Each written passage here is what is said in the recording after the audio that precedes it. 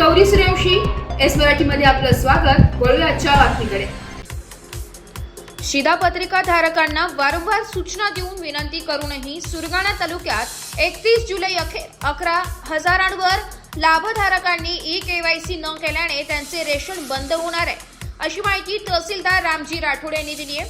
तहसील कार्यालयाच्या माध्यमातून वारंवार आवाहन करूनही या नागरिकांनी ई-केवायसी केलेली नाहीये. तालुक्यातील 91% शिधापत्रिका धारकांनी ई-केवायसी नोंदणी पूर्ण केली असून 8.19% शिधापत्रिका धारकांची ई-केवायसी नोंदणी बाकी असल्याने त्यांचे धान्य 1 सप्टेंबर पासून बंद होणार आहे.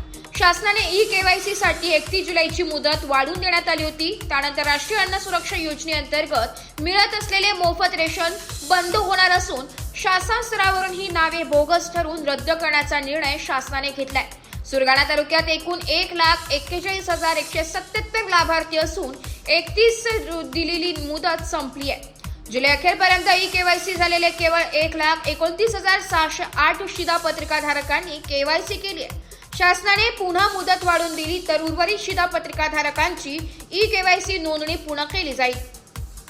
एस मराठी न्यूज साठी लक्ष्मण बागुल, सुरगाणा.